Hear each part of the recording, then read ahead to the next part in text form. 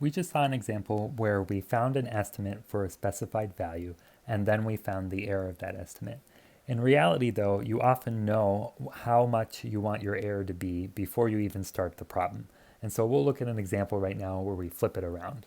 And so let's say that we're using Maclaurin polynomials to estimate values of cosine of x.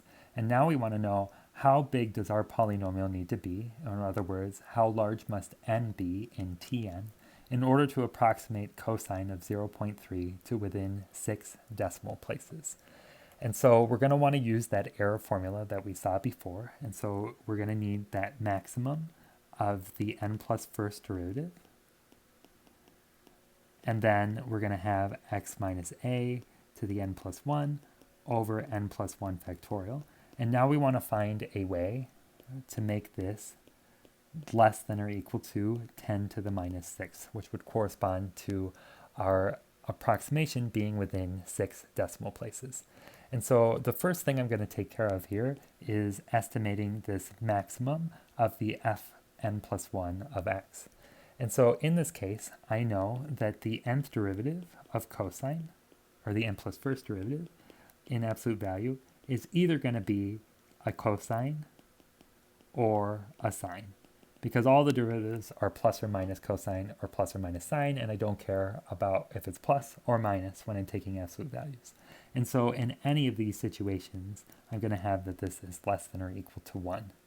And so that means that here we want the remaining terms to be less than 10 to the minus 6th. But here I can also plug in the values for x and a. And so here I would need x to be 0.3, and a, because this is a Maclaurin polynomial, is going to be 0 because it's centered at 0. And so I want 0.3 to the n plus 1 over n plus 1 factorial to be less than or equal to 10 to the minus 6th. Unfortunately, it turns out that there's not a great way to solve for n in this sort of formula. There's just no way of rewriting it so that we can get an explicit formula for n. And so the best thing we can do at this point is to just write a table of values until we find an n value that's small enough for the threshold that we care about. And so what I'm saying here is I'm going to have this table where I have n on the left here, and then the values of 0.3 to the n plus 1 over n plus 1 factorial on the right. And so I'm just going to plug in different values, 1, 2, 3, 4, 5, and 6, into a calculator until I get a value that's small enough.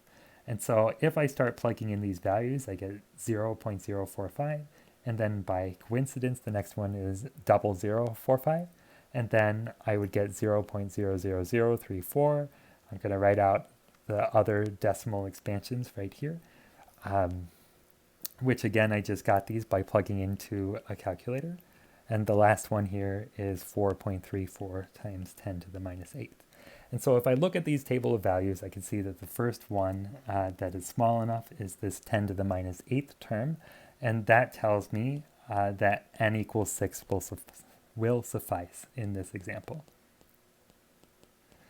And so in other words, the conclusion from this table right here is that the first few terms of the Taylor series for cosine, when I plug in 0.3, will be to within 6 decimal places of cosine of 0.3. Or in other words, cosine of 0.3 is approximately equal to 1 minus 0.3 squared over 2 factorial plus 0.3 to the fourth over 4 factorial minus 0.3 to the sixth over 6 factorial. And that's just using the first few terms of that Taylor series. And so that's within 6 decimal places. And so I do want to point out that although it is the case that maybe these values in this table that I just drew were a little bit boring to watch me draw out, they do show you how quickly the error is converging in this Taylor series. And so every time I add another term to my Taylor series, then I can see how much the error is going down.